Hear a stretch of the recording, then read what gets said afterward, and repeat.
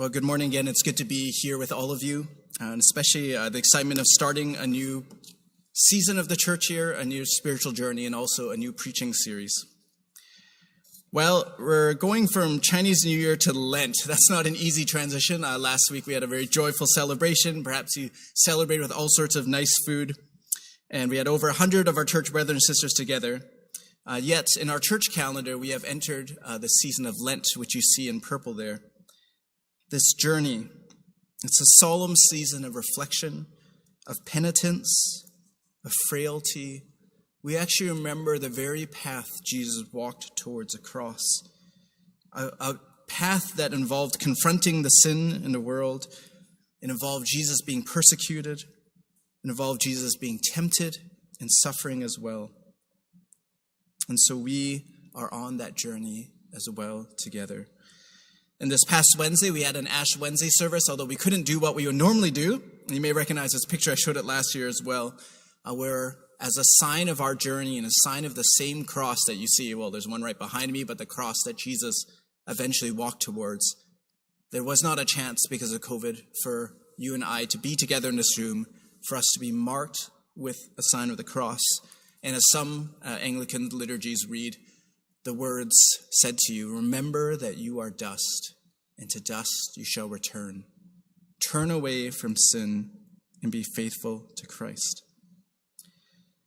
Well, it's been a long while that we've been physically apart, but Christians throughout the world are all beginning their Lent journey together, this 40-day pilgrimage. And so I invite you to also join together. And ultimately, this is a journey to be closer to God and to know God more. And to do that, we actually can't do that without knowing a little bit about ourselves, knowing a little bit about our sin, but really about finding about who God really is. That's when we can turn away from the sin that so often draws us in, and then turn to be faithful to Christ. So I think this series will challenge us in a very particular way. The main question I think Hosea wants to ask us is, how well do you know God? Have you ever asked yourself that question? How well do I know God? And no matter where you are in your spiritual journey, do you recognize your need to know God more? Or perhaps has that not been a question on your mind at all? Because if we think we already know God, we think we already know ourselves pretty well, this isn't that really important. But if our hearts are prepared for a life-changing, game-changing moment by meeting God, then I think this will be a very special series for you. I think we see time and time again in Scripture that God's people think they know who God is. They think they know how God works, this whole religion game. But then God shows up, and sometimes in incredible, shocking ways. And God says, "Do you really know who I am? Do you really know who I am?"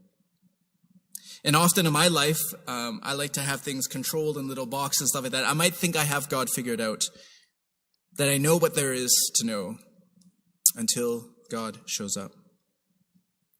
So our passage today that Nat read to us just has this wonderful opening line that has sat in my heart. "Come, let us return to the Lord." And so this series, "Come, let us return to the Lord, for he has torn us that he may heal us. He has struck us down, and he will bind us up." Well, so this morning's sermon I've entitled Hosea, the prophet calling his people to know God. This will be part of a 5-part series where we're going through the book of Hosea, and as part of our Lenten journey, and then we'll stop before Palm Sunday, and we'll finish before Palm Sunday, Good Friday, and Easter. Let me tell you a little bit about the book of Hosea. To guide us, and I got a chance to work with Pocha on this, and we kind of designed the sermon series. The book of Hosea, it's not a particularly lengthy book in the Bible. If you were to sit down, and I encourage you to do this, and you'll have chances to do this maybe more than once, it takes you about 30 minutes to read the book of Hosea. And it's part of the book of 12, which is 12 shorter prophetic books, kind of right before the New Testament.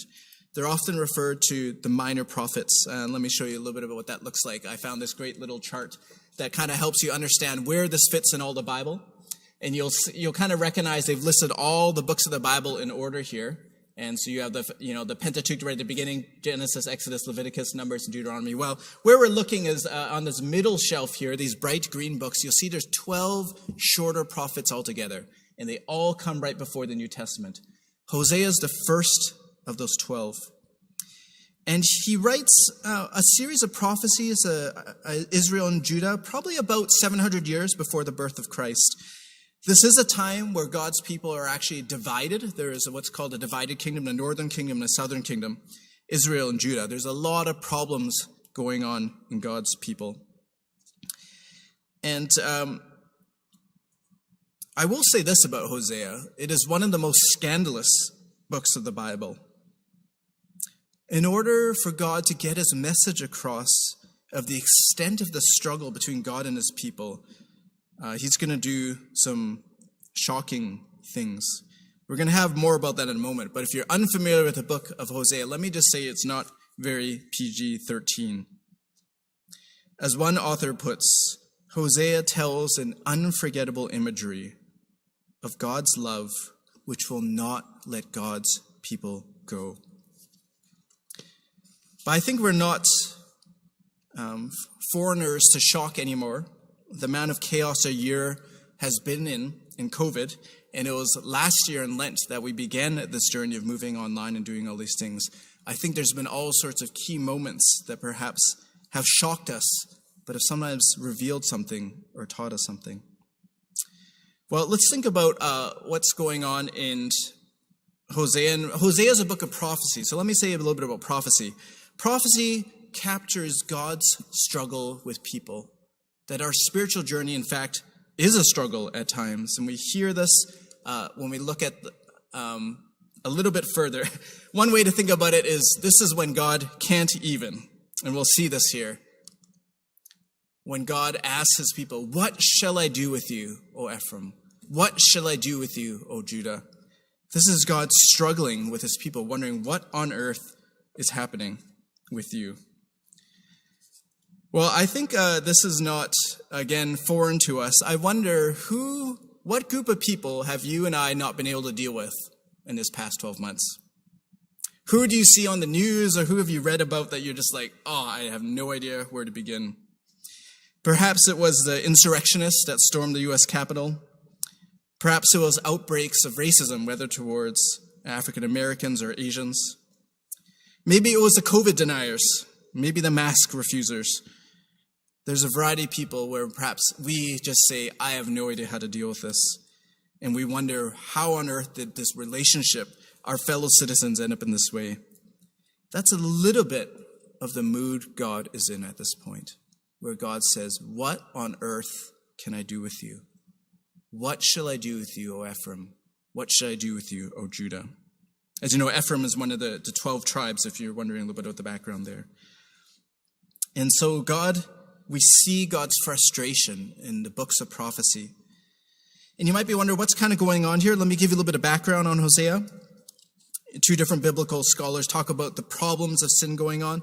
Well, there was a cult of the Baals, so a lot of the Israelites and those in Judah were, instead of worshiping God, were worshiping all sorts of other gods that involve all sorts of evil rituals. There's a great instability in their government. Might sound a little familiar to us in some of the stories going around in the world. And for the people of Israel and Judah, they were going through so much conflict that they often had the strangest and often terrible foreign policies where they would partner with other evil nations, although God warned them not to do that. But they thought they needed to do that, perhaps out of fear or as a desire to dominate one another. And so as one author writes, because there's no faithfulness, no love, no knowledge of God in the land, the Lord has a complaint against the people of Israel and announces that punishment will come. Well, at the beginning of our passage, it says, He has torn us. He has struck us down. In Hosea, the people face suffering and disaster, and in the midst of it, people start turning to God. I'd like to suggest that we are holy enough people that we will just seek God because it's the good and right thing to do. But it's been my own personal experience that is, in fact, sometimes disaster and suffering that we actually recognize our own life and we actually start to recognize God. And so in the same way you and I might be very frustrated with people today and what we might see as their evil or ignorance, have we ever wondered what it's like for God to be dealing with a disobedient people generation after generation? I've barely been able to do it for 12 months. And so I think we've all had this moment of where we can't even, and God is saying the same thing here. But have you looked a little deeper at the complaint? Beyond what they're doing wrong, their foreign policy, their idol worship, look where God actually goes with this. What shall I do with you? What shall I do with you? Look at the complaint. Your love is like a morning cloud, like the dew that goes early away. God calls out their love. That hits deep. I don't know if any of us have ever had our love challenged. When someone has said to you, do you actually love me? It doesn't seem like it. Those are serious words. And perhaps at the bottom of the conflict, that's what it comes down to. I think COVID's been challenging as we've all been cramped in houses, maybe rubbing shoulders a little too closely. But I think often at the bottom of our conflicts is, do you actually love me? Because if you did, you probably wouldn't have done what you just did.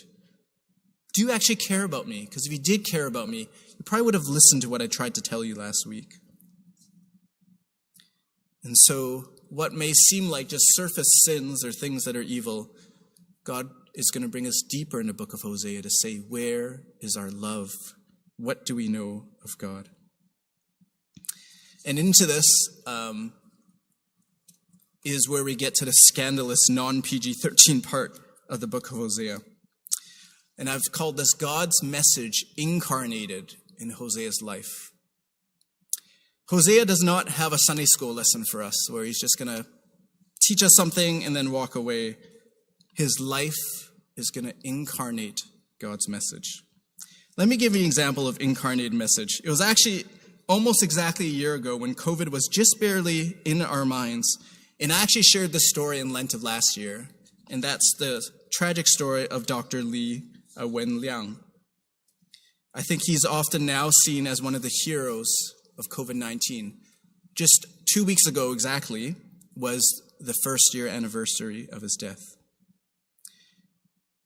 In Wuhan, he was one of the very first doctors to observe COVID-19, and he immediately warned some of his colleagues, but was silenced by the government as he tried to whistleblow and told not to say anything about it.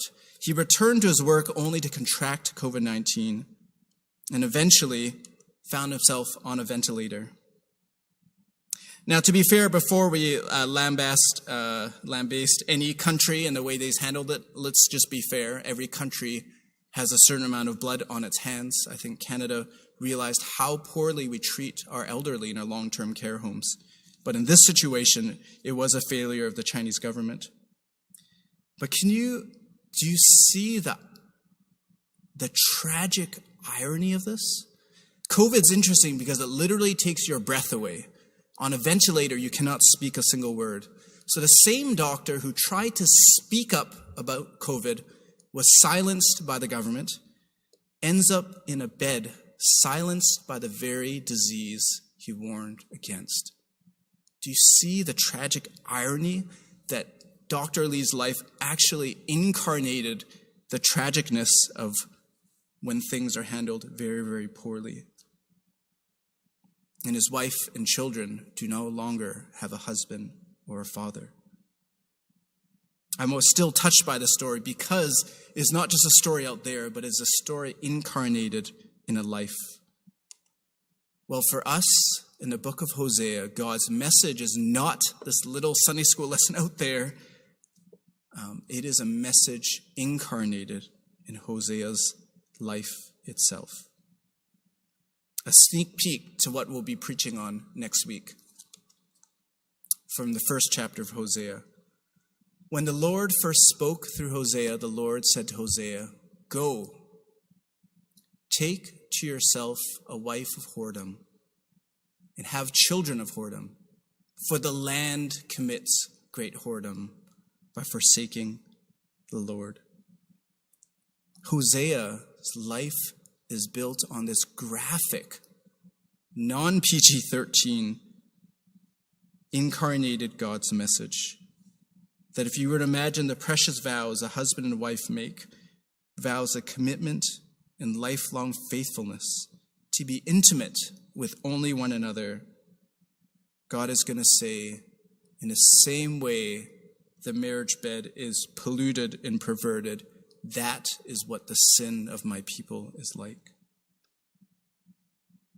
And these aren't just words, but Hosea's life.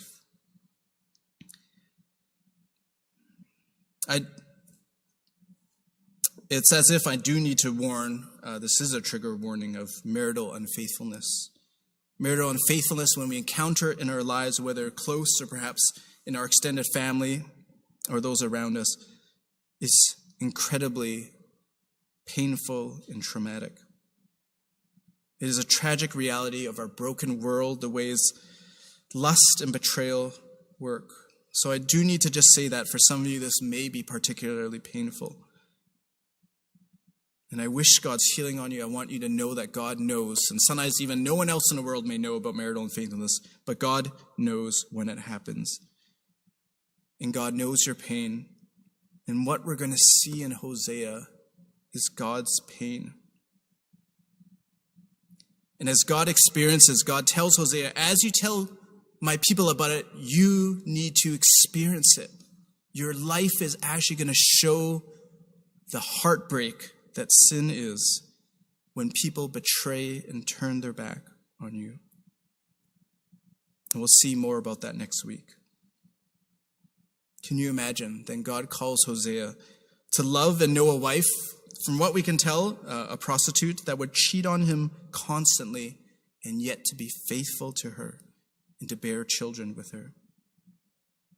So I say to you this week, so that over these 5 weeks you can wrestle and wrap your head around this book, to know that we are looking at God's message incarnated in Hosea's life. I mentioned that Hosea is calling us to know God. Well, let me talk a little bit about Hebrew. I know many people in our church speak multiple languages, and you know it's difficult to capture the nuances of any language, and the Bible wasn't written in English. Well, in Hebrew, the word know actually has many, many meanings. So we saw Hosea say, come, let us return to the Lord, let us know God. Know actually can mean much, much more intimate relationship as well. Know is the same word used for Adam and Eve. That after God created Adam and Eve, the Bible tells us Adam knew Eve. The intimacy of husband and wife can be captured in the Hebrew word know as well. And so this is sort of a double play on meaning that's going to be throughout Hosea. So when God says, you knew other gods, you didn't know me, he's literally saying as if the intimacy of husband and wife was broken, as you pursued sin and were rebellious. Do we know what sin is? Then do we actually know what our sin is? That when we break our vows, we turn on God like a cheating spouse. That means for me, when my pride comes up, when I'm distracted from God, when I give in to my sinful thoughts, I am the cheating spouse on God. That means when I was baptized and made vows to obey and follow God, when I made my promises, that when I sin, I break those commitments, I break those vows to follow and be faithful. Brothers and sisters, during this time of Lent, do you know what your sin is? Do you see this graphic analogy that God incarnates in Hosea's life so he can get it a little bit and so that we can get it? And so sin, in a way, is a complete opposite of knowing God. I was thinking about how so much of our sin is actually because we don't quite know God perfectly. So if I don't believe God is really good, guess what? I look out for myself. I find my own ways to get what's best for Allan Tan. When I do the sin of worry and anxiety, I'm not quite knowing that God is in control and he's going to take care of things. If I don't think God is really generous, well, I might end up being very stingy or not giving grace to others.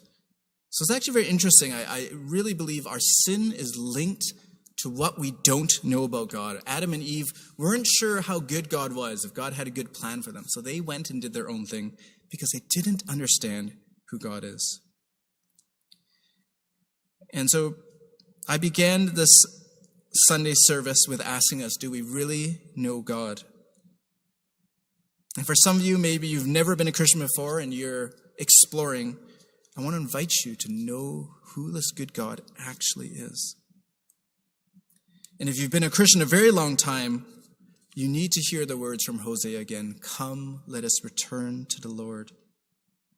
To be humbled that we don't know God fully. We don't know the extent of our sin.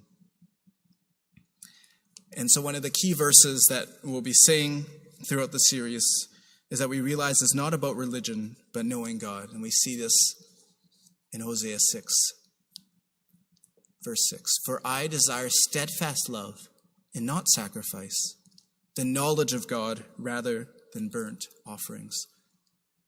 What's going on here? Instead of sacrifice, that is, instead of doing all the right religious things, instead of bringing the right offerings, God is going to get to our hearts and say, I want your love. I want your love. I want you to know me. And you've been distracted by doing the right religious things. And we saw this in John too, as Jesus prays for us. And he says, and Jesus is praying to the Father, and he says, this is eternal life. And look what he uses as an analogy of what salvation is. That they know you, the only true God, and Jesus Christ, whom you have sent. Knowing God. And so our journey of Lent that I invite you on is not a lonely individualistic spiritual path. We're going to walk it together as brothers and sisters. And just as Christ prayed for us, we have Jesus to guide us on his path, to know us more. And so I want to invite you to come, let us return to the Lord, to know God more. And what we have here is Hosea calling us to know God again. I encourage you during Lent, just as I did with the children, to consider giving up one thing and taking on one thing. What is something you might give up for these 40 days that you know has been a distraction or a temptation away from God? And what is one thing maybe you ought to add to your life?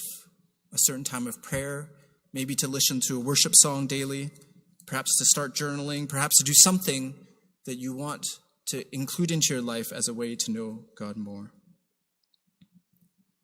This will be part of our Lenten journey.